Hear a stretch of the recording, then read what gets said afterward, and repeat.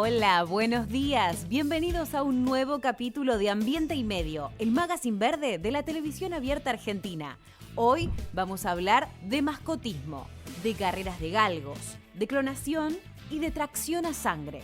Todos temas vinculados a la compleja situación del maltrato animal en la Argentina.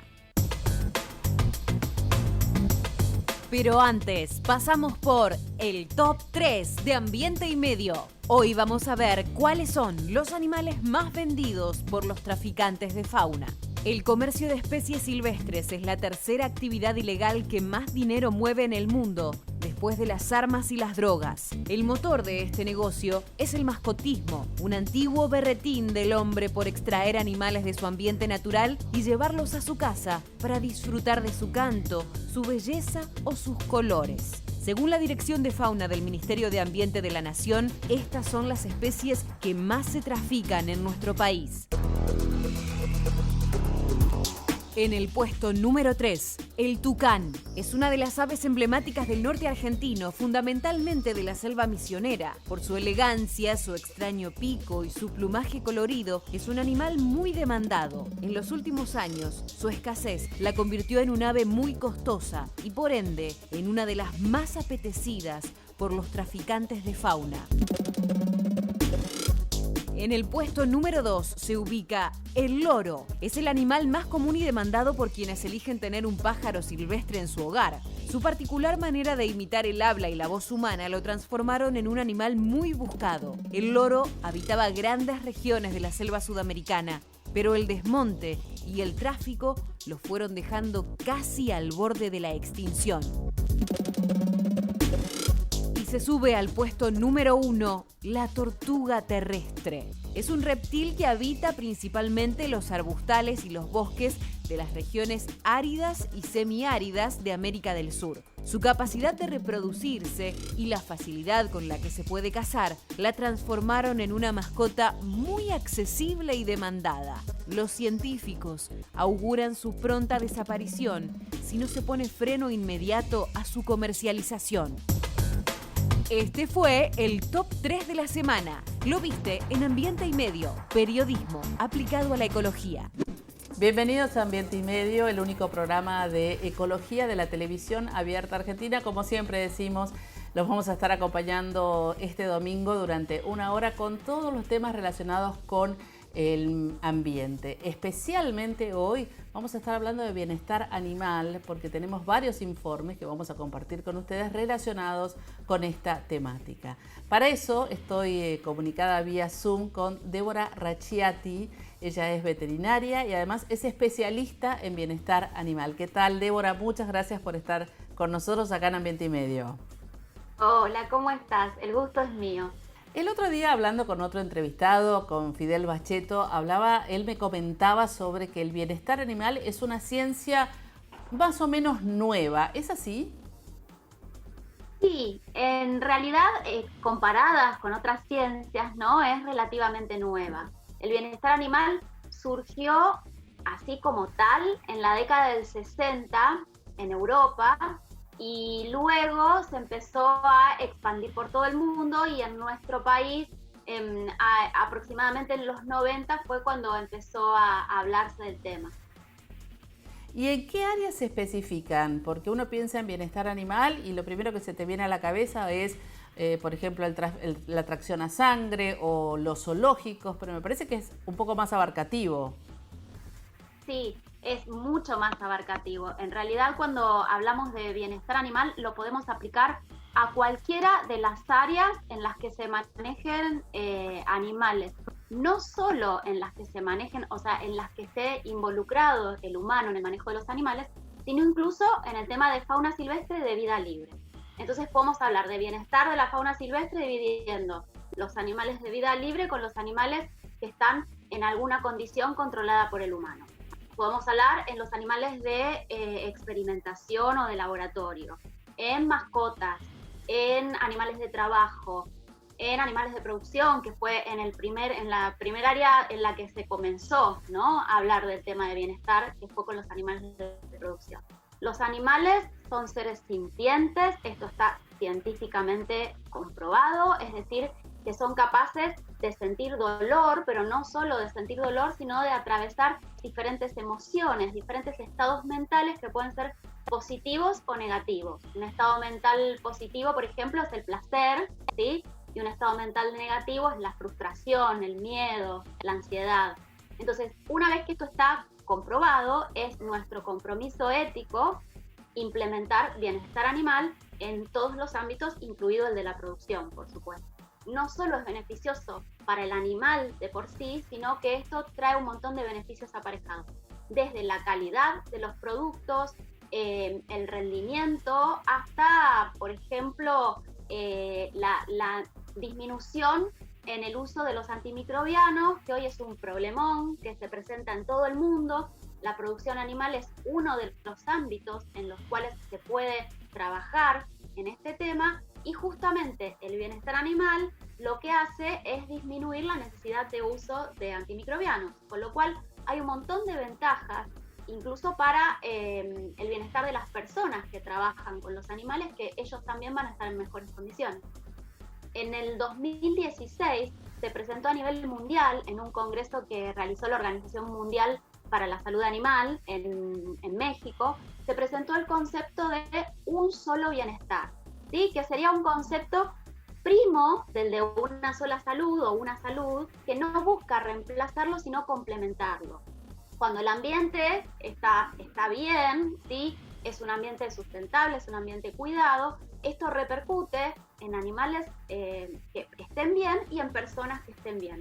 Una de las últimas preguntas que te voy a hacer tiene que ver con a veces las mascotas abandonadas, los perros callejeros, los gatos callejeros, la proliferación de perros y gatos por un lado, y también las actividades deportivas relacionadas con los animales. Yo sé que con todo lo que acabas de decir, el cuidado debe ser extremo, pero desde lo social, ¿cuál es el consejo o qué le dirías vos a las personas? Lo más importante es que tenemos que ser responsables en nuestro trato hacia otras especies, porque nosotros como seres humanos estamos acostumbrados a tener esta visión antropocéntrica, ¿no? El ser humano en el centro y luego todo lo demás. Y muchas veces analizamos nuestro entorno desde esa visión antropocéntrica, pero es necesario ponerse en el lugar de las otras especies, porque las demás especies perciben el entorno, perciben el ambiente de una forma diferente a la nuestra. El bienestar es el estado de cada animal en relación a sus intentos por hacer frente al ambiente. Y cómo perciben ese ambiente es central. Un caballo percibe los sonidos, los colores, las luces, los olores igual que yo, claramente no. Entonces es importante ponernos en ese lugar. Y esto también pasa con las mascotas y con cualquier especie. Cuando nosotros nos podemos poner en el lugar del otro animal realmente e intentar entender el mundo como lo entienden las otras especies, es cuando vamos a darnos cuenta cuáles son los factores que los estresan, que afectan su bienestar, y los vamos a poder prevenir. La decisión de tener un animal, por ejemplo, para evitar que termine abandonado y que termine en las calles, o de cómo actuar ante un animal en la calle, tiene que ser una decisión bien tomada. No son un juguete, no son un adorno, ¿sí? Y parte de esa decisión bien tomada incluye, bueno, a ver, antes de tomar esta decisión me voy a acercar a hablar con un veterinario y le voy a preguntar cuáles son las cosas que yo tengo que tener en cuenta. ¿Mi casa está preparada? ¿Mi familia está preparada? ¿La dinámica de esta familia es apta para tener una mascota? ¿Cómo vamos a tener que cambiar esa dinámica en función de este nuevo miembro que va a llegar a la familia? ¿Sí? Mucha de la gente que se preocupa por el bienestar de los animales de producción, de los animales deportivos, de los animales de experimentación, cree que porque aman a sus mascotas ya es suficiente para que estén bien, y no analizan qué es lo que nosotros hacemos con nuestras mascotas, ¿no? Y esto es central. Tenemos animales que en muchas situaciones están todo el día en un ambiente reducido, que dependen de nosotros para poder salir a hacer sus necesidades, cosas que son básicas y que uno no los pensaría, pero realmente es cuestión de ser responsables en todos nuestros actos, con la naturaleza y por supuesto con las otras especies que forman parte de la naturaleza. Muchas gracias, Débora, por haber estado en Ambiente y Medio. Por favor, muy muchas gracias amable. a ustedes por invitarnos. Nosotros seguimos con más Ambiente y Medio.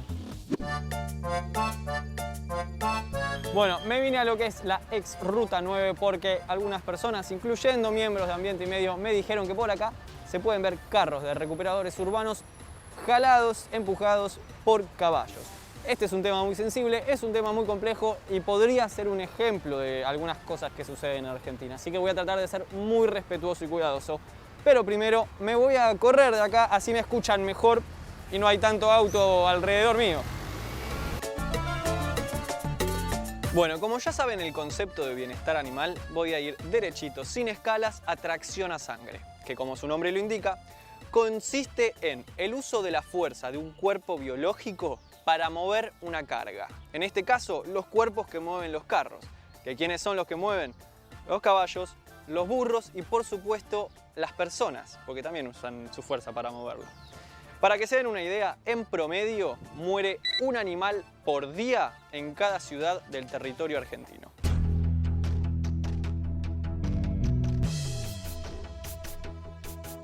Algo para destacar, que no es menor, es que las personas que hacen este tipo de trabajos tienen muy pocos recursos y obviamente lo hacen para poder comer. Por ende, los animales que son usados en estos trabajos tampoco viven en las mejores condiciones. Yo sé que es una obviedad, pero es importante destacarlo. Y hablando de trabajo, la recuperación de materiales de la basura es un trabajo informal. Es decir, que acá nadie les paga un sueldo. De hecho, los trabajos informales tienen condiciones bochornosas, así, completamente bochornosas. Y esto es muy importante para hablar de tracción a sangre porque significa que no se está regulando el trabajo de miles de personas y que en algunos casos usan animales para hacer trabajos forzosos.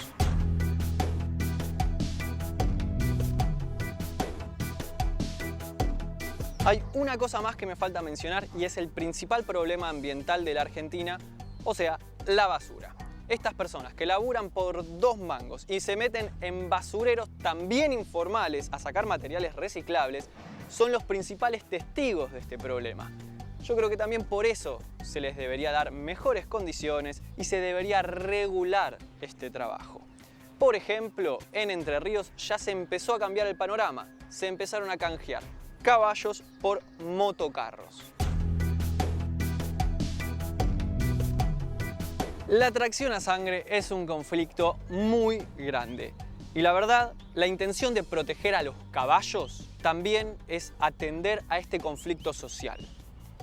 Y yo me estoy preguntando cómo puede ser que en plena pandemia mundial abra una concesionaria de autos de lujo, porque obviamente las personas no pueden viajar, entonces se compran autos de lujo, pero sigue habiendo miles de personas trabajando informalmente con carros tirados por animales.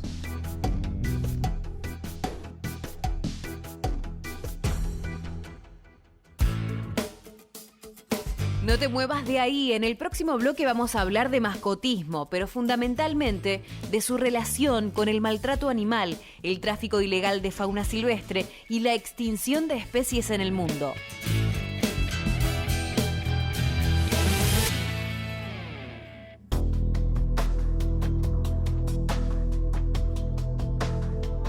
Estamos en la Reserva Provincial Humedal Llancanelo, al sur de la provincia de Mendoza. La reserva es área natural protegida desde el año 80. Es un área fundamentalmente de conservación de aves acuáticas, un humedal salobre en el medio de la diagonal árida sudamericana.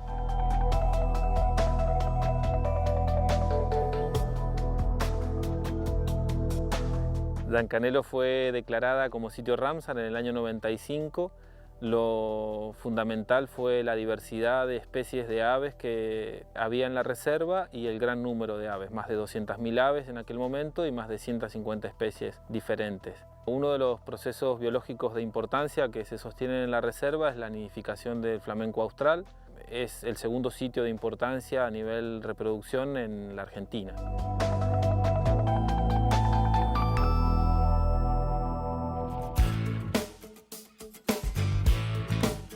Quédate, ya volvemos con más Ambiente y Medio, el magazine verde de la televisión abierta argentina.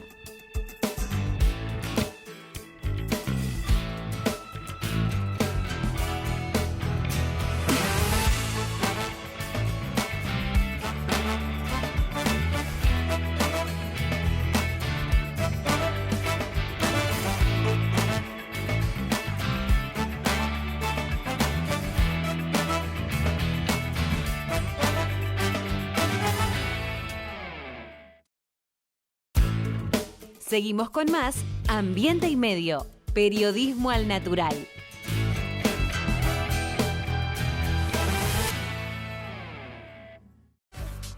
BEA Group, desarrollando tu capital filosófico.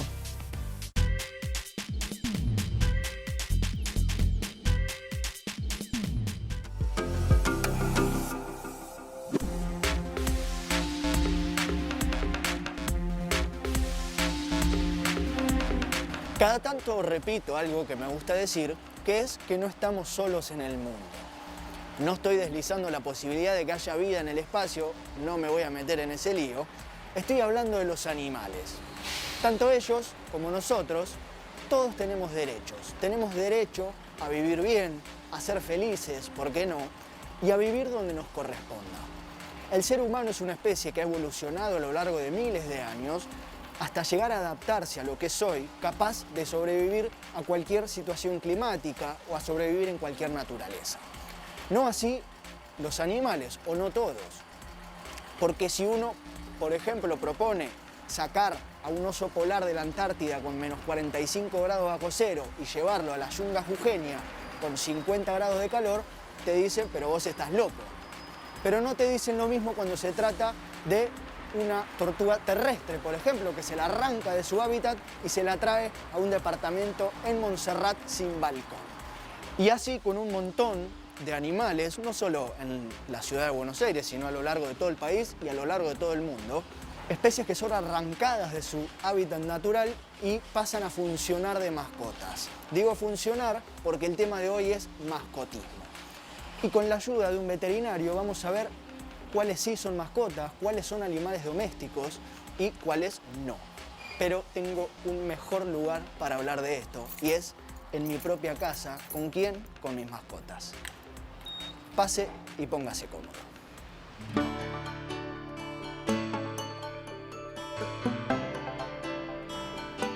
Bueno, bienvenidos a mi humilde morada de mi madre. En realidad sí que los elogios son para ella.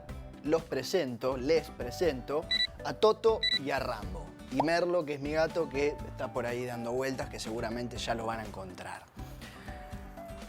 Vamos a empezar poniendo en autos la problemática. El mascotismo es la tercera causa de extinciones en animales. Para que un animal sea comercializado, hace falta maltrato animal, explotación, hacinamiento y sobre todo tráfico de animales, que engloba a las tres anteriores. En lo que respecta a fauna silvestre, es decir, cazarlos con Z, traficarlos y venderlos, todo está prohibido por ley, aunque aún así se hace. Volviendo un poquito para atrás, ¿cuáles son los animales silvestres? Aquellos que no pueden estar en nuestra casa. Fácil. Vamos al revés. ¿Cuáles sí pueden estar en nuestra casa? Las mascotas. Perros, gatos, hámster y algunos canarios, aunque en el canario vamos a hacer una salvedad que vamos a explicar luego. ¿Por qué el perro, el gato y el hámster son mascotas? Porque son animales que han evolucionado a lo largo de miles de años para convertirse en lo que son hoy. El perro, descendiente del lobo, aunque parezca extraño, es un animal justamente que ha evolucionado a lo largo de 5.000 años, comprendiendo cambios físicos, actitudinales, comportamentales, sentimentales, que lo convierten hoy en un animal de compañía, que es como también se les dice a las mascotas. Especies capaces de adaptarse a nuestro tipo de vida. Y hay dos cosas muy concretas que nos marcan esto, porque también hay una lógica muy clara. Un animal silvestre no es mascota porque es animal silvestre. Y una mascota es mascota porque no es animal silvestre.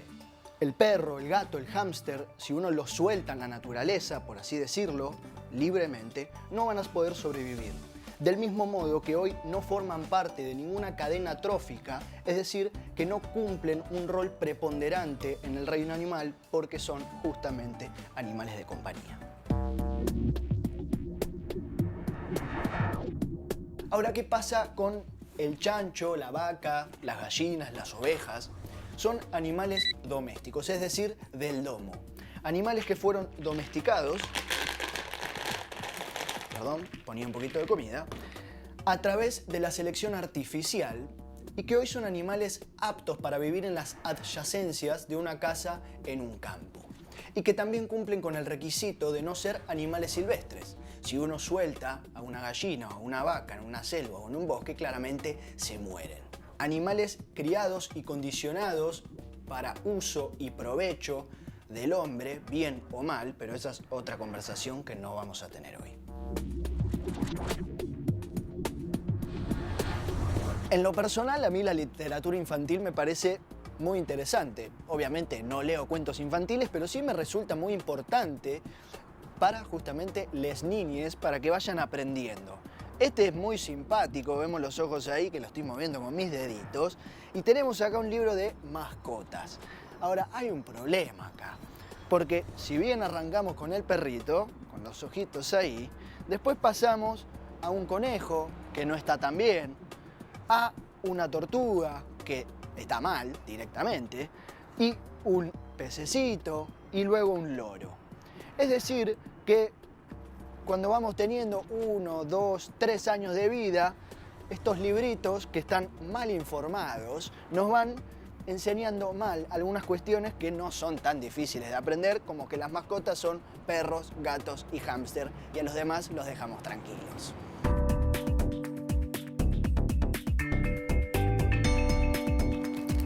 Vamos a alimentar un poquito el espectáculo y vamos a darle un huesito, si es que logro sacarlo, porque está difícil. Ahí va. Pongo acá, señores, uno para cada uno.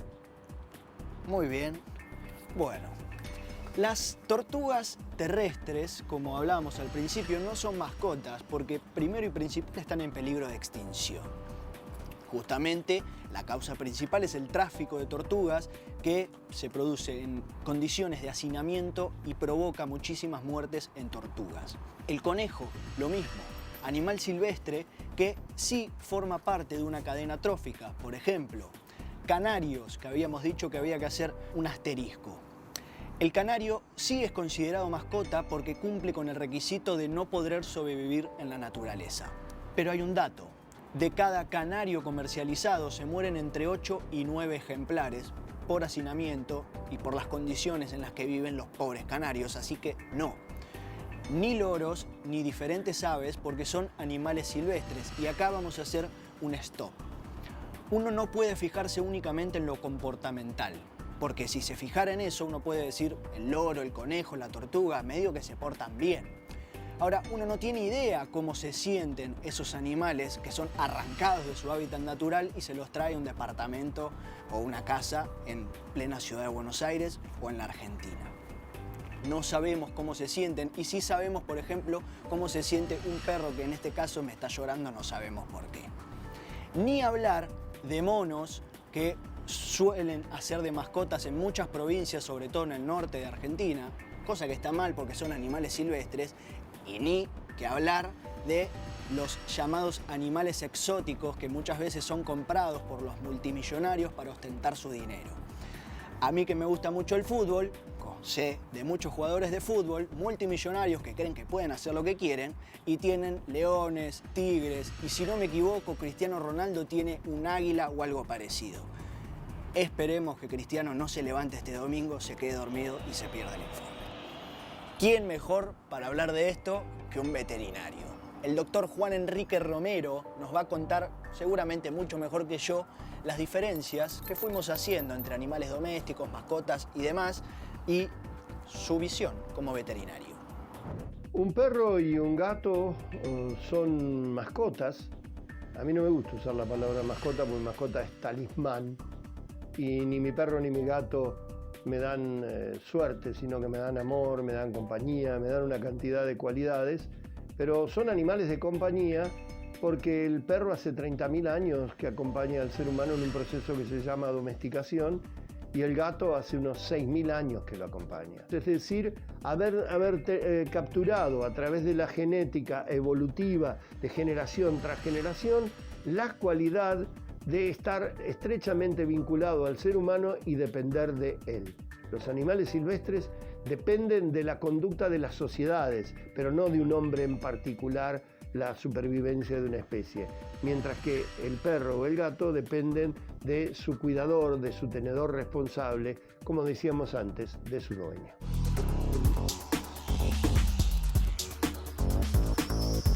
Lamentablemente no les voy a poder mostrar a Merlo porque no es muy afín de los movimientos bruscos y de las personas nuevas y de las cosas nuevas, así que ni cerca nos pasó esta tarde, pero vamos a cerrar con 3 cositas. Por un lado, enfermedades. Por ejemplo, las tortugas que tienen una bacteria muy particular que puede ser transmitida como enfermedad a otros animales y al ser humano, entre paréntesis, zoonosis, no sé si les suena en esta pandemia, que también hay que prestarle mucha atención porque efectivamente puede ser muy peligroso. Segundo, hay leyes que prohíben el tráfico de animales y la tenencia de animales silvestres en nuestros hogares. No hay una ley concreta que diga que no podés tener un león en tu casa, lo cual me pregunto, ¿es necesario que haya una ley que diga que no podés tener un león en tu casa? Me parece importante apelar un poquito a la ética en este caso.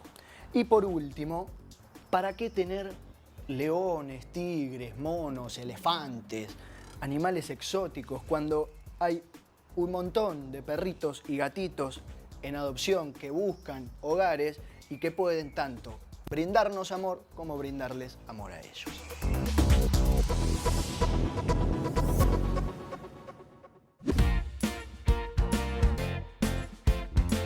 Y bueno, parece que nos vamos a quedar con las ganas de conocer a Merlo, el gato de Mauri.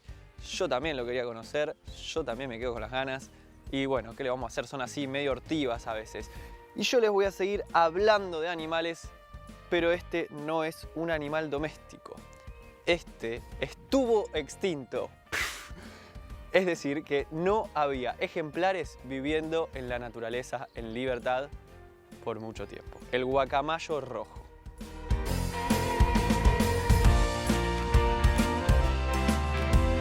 Hacía más de 150 años que no se registraban guacamayos rojos en las selvas del noreste argentino.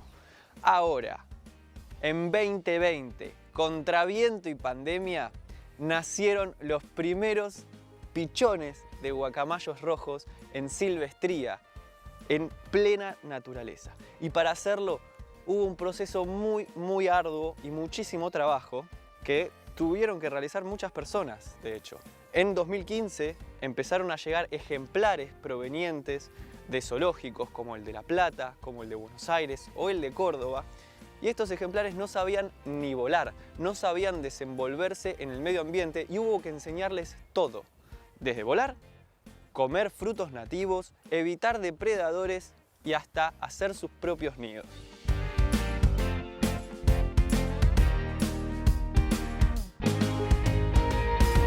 En 2016, los guacamayos rojos empezaron a vivir fuera del corral de entrenamiento. No lo necesitaban más. Y de a poco empezaron a volar sobre corrientes y de a poco a visitar pueblos vecinos en los cuales las personas los podían ver volar en el cielo. Y estas personas informaban y reportaban sobre estos avistajes, cosa que es muy importante porque habla de un compromiso social para la posible reintroducción de esta especie.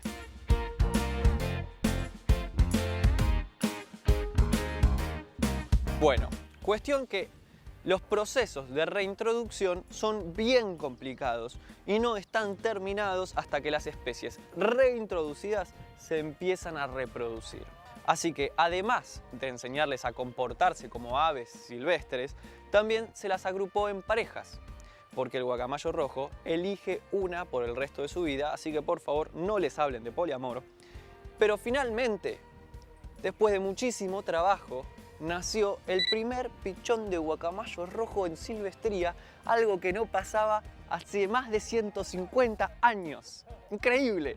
Nosotros siempre decimos que todas las especies son importantes y esto no se trata solamente de evitar la extinción de una especie, sino también de que esta especie pueda aportar al ecosistema. Por ejemplo, esparciendo las semillas de árboles nativos.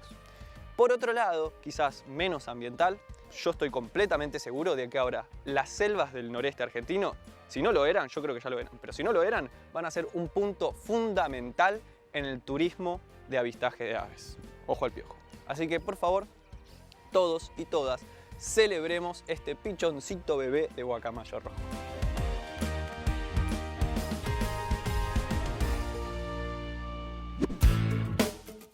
Quédate ahí porque en el próximo bloque vamos a hablar de los resultados que tuvo la ley que prohibió las carreras de galgos en Argentina. Vamos a hacer un recorrido por sus logros, pero también por lo que aún queda por hacer.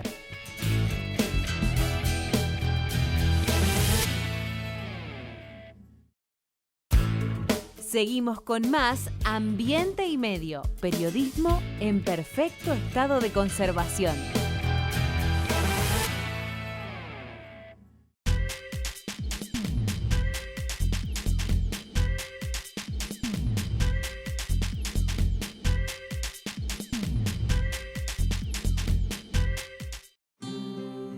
Cuando elegís papel Ledesma, elegís un consumo responsable. Porque nuestro papel se elabora a partir de la caña de azúcar, un cultivo renovable año a año. Elegí Ledesma, elegí cuidar el ambiente.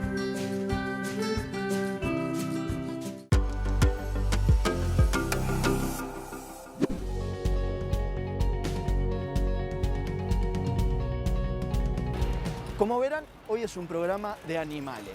Antes hablamos de mascotismo, siempre en pos del bienestar animal. Un bienestar animal que nos explicó Gaby bien con su entrevista hace un ratito. Y que si hablamos de bienestar animal, vale recordar el que es considerado como el hito de mayor trascendencia en la historia del animalismo en la República Argentina.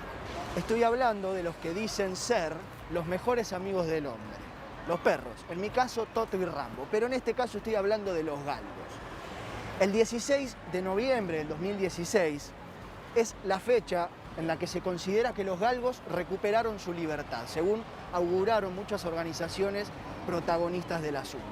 Desde ese entonces, la prohibición de todas las carreras de perros en todo el territorio argentino se convirtió en ley.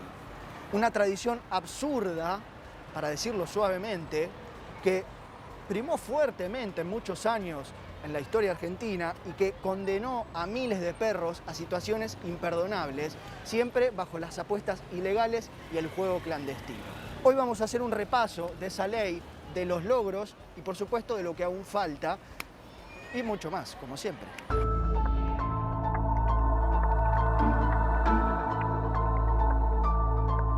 Los zares rusos iban a cazar con sus borzois, los galgos rusos. Tanta era la identificación con estos perros que se cuenta que en la revolución bolchevique se los masacró a todos justamente por estar tan relacionado con los zares. Esbeltos y elegantes, capaces de llegar hasta 85 centímetros de altura, empezaron a gustar en la burguesía europea y así, se cuenta, llegaron a Buenos Aires. Alfredo Lepera, un día de 1927, volvió de París con varios de estos borzois y se cuenta que le regaló 2 a Gardel. De hecho, hay una foto con Gardel y 2 de estos perritos. Todo esto para mostrarte esta estatua de bronce hecha por un escultor napolitano en homenaje y en honor a esta especie de muchísimos años, con mucha historia y un perro muy particular también por su fisonomía. Y justamente por su fisonomía es que se los empezó a utilizar como sujetos de carreras de apuestas ilegales. Y con ello el horror.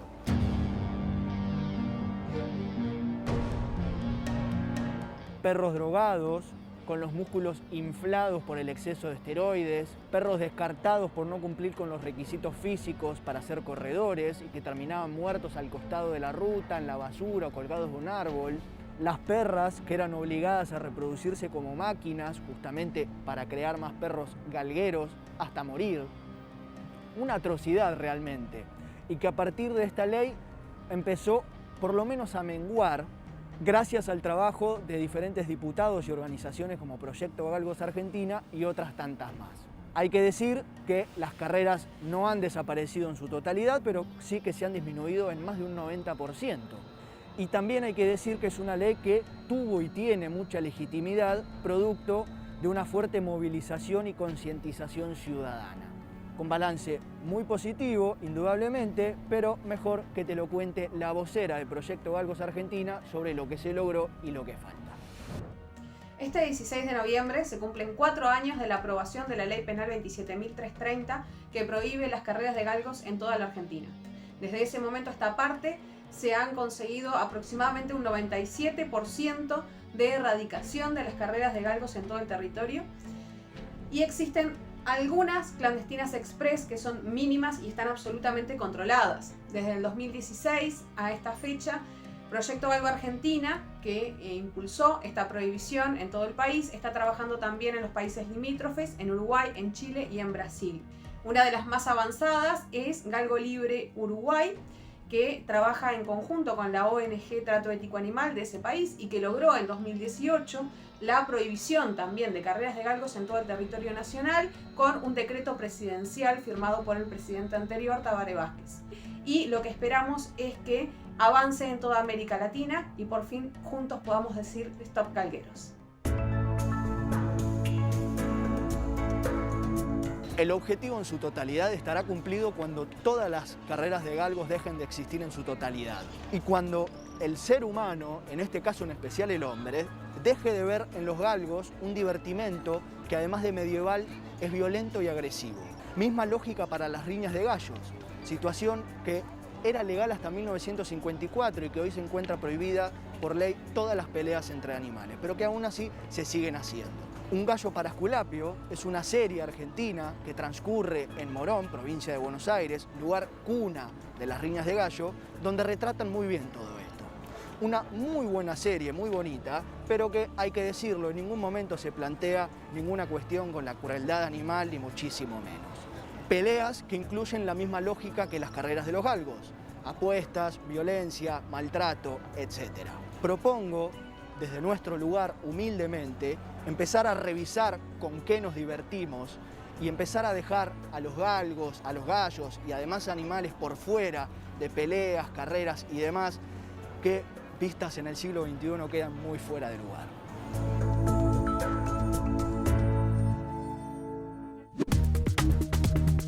La lucha contra la extinción de especies ha sido una de las banderas ambientales más destacadas de las últimas décadas. En esa batalla se han destacado fuertemente la pelea contra el tráfico ilegal de animales silvestres y el control de la tala indiscriminada de bosques que sigue destruyendo vidas y ecosistemas. Sin embargo, hace poco la ciencia puso una nueva carta sobre la mesa: la clonación de animales en peligro de extinción.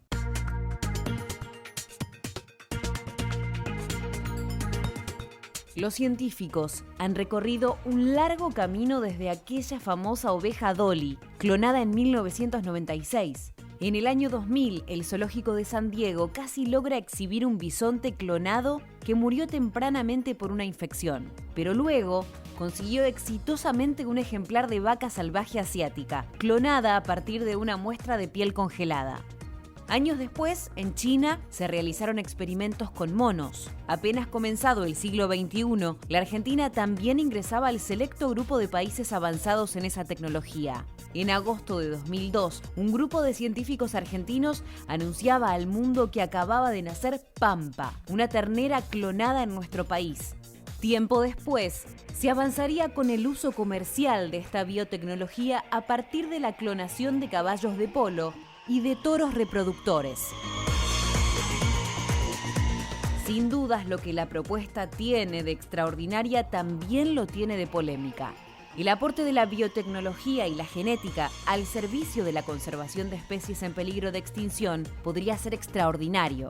Sin embargo, es un camino que abrió también la puerta a una preocupación ética por la vida y el bienestar de esos animales. Seguimos con más Ambiente y Medio y ahora vamos a hablar de una técnica que a mí particularmente me sorprende.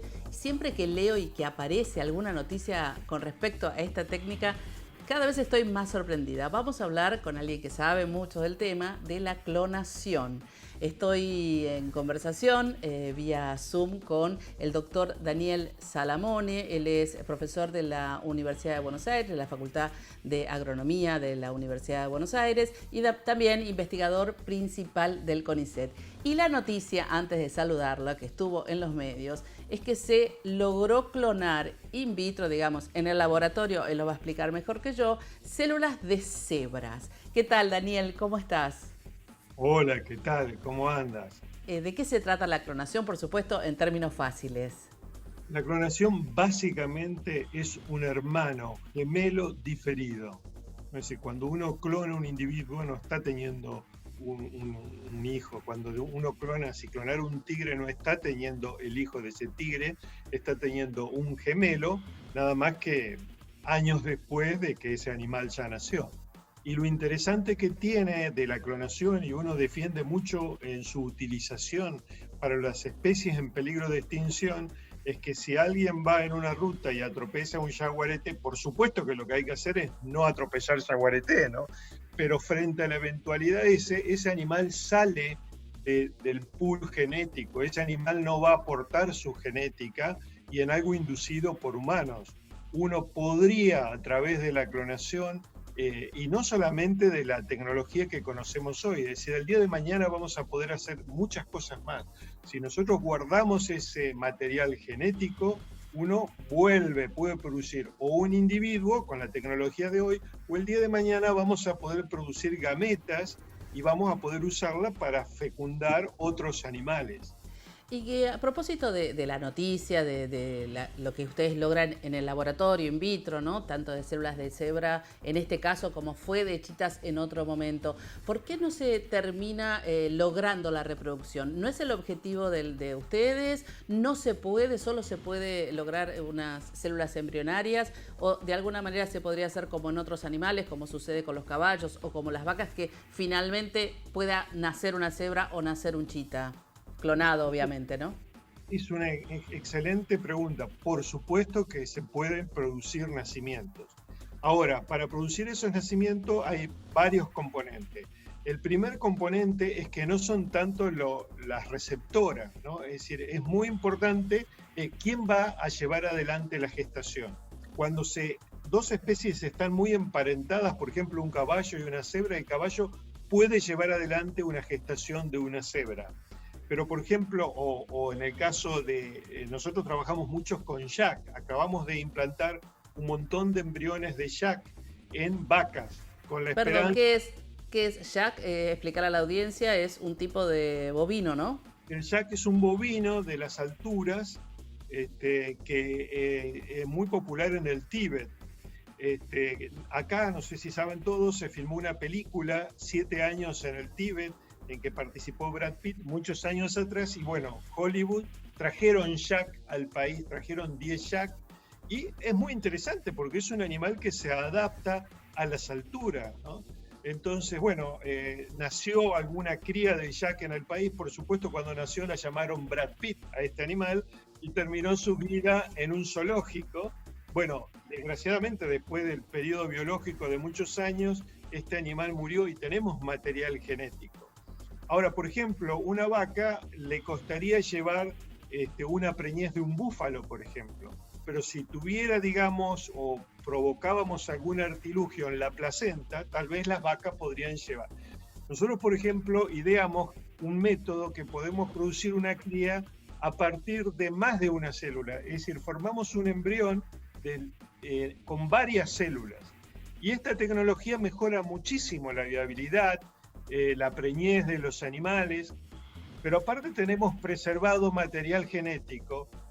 ¿Qué material genético? Piel, básicamente, células de la piel y gametas, espermatozoides. Los espermatozoides. ¿De qué animales? ¿De qué animales? El zoológico de Buenos Aires, a través de Adrián Sestelo, tiene, digamos, un banco genético, y además de eso, cuando eventualmente se da la fatalidad de que por viejo o por cualquier motivo un animal muere, nosotros nos ofrecemos a colaborar con los zoológicos, como pasó con este zoológico de Batán, como pasó en el caso de la cebra, fue con Temaiken, que cuando murió un animal nos dijeron, bueno, pueden preservar el material genético. Entonces preservamos el material genético.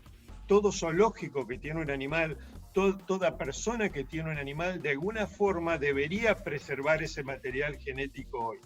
Después podemos decir por qué es tan importante esa preservación. Una ya la dijimos, mantener la biodiversidad. Pero la otra cosa que nosotros empezamos a hacer es generar la información básica a partir de eso que fue preservado.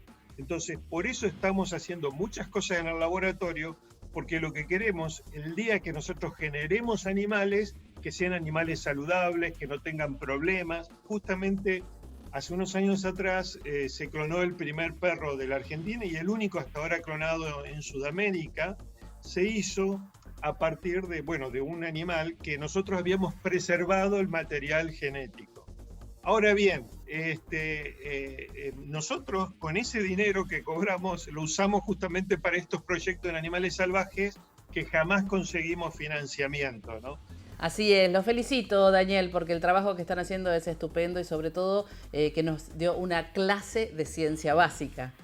Bueno, gracias. Muchas gracias, Daniel Solomone, y nosotros seguimos con más Ambiente y Medio. Si yo les pregunto cuál es el top 3 de los perros más famosos de la televisión internacional, ustedes probablemente en uno de esos 3 incluyan a Ayudante de Santa. Que no es casualidad que la familia de las familias más famosas de la televisión internacional lo adopte después de verlo correr una carrera y que su dueño lo maltrate. Así es, señoras y señores, Ayudante de Santa, el perro de los Simpsons, es un galgo. Para seguir un poco con el impulso de hoy, o el envión, como quieran decirle, les voy a recomendar Yo Galgo, un documental con el que vamos a llorar, un poquito puede ser, y se basa en los galgos, estos perros, pero ¿en dónde? En los pueblos más tradicionales de España. Nos van a hacer una contraposición de lo que es la cultura, esa cultura, la tradición de hacer correr a los perros, maltratarlos, criarlos para el propio beneficio, y también van a estar las voces de la gente que los recupera, que los adopta, los trata bien, y por supuesto unas imágenes de estos perros hermosos que nos va a dar mucha pena por un lado, vamos a querer tener cientos de perros al lado nuestro todo el tiempo. Entonces los vamos a poder ver en acción, vamos a poder ver las cicatrices que tienen de los maltratos, la nueva vida en algunos casos, y nos va a dar como un marco internacional de lo que pasa con estos perros. Muy importante, si querés adoptar un perro, trata de que sea un perro callejero, recuperado, en adopción. Si es un galgo está muy bien, pero no compres un perro porque hay cientos de perros que buscan casa, que están en muy malas condiciones. Y antes de que me olvide, si tenés ganas de volver a ver este programa, si llegaste tarde y lo querés ver desde el principio, lo podés volver a ver en YouTube o en la web ambienteymedio.tv. Y no te olvides de seguirnos en las redes sociales, @Fundación Ambiente y Medio. Nos vemos la próxima.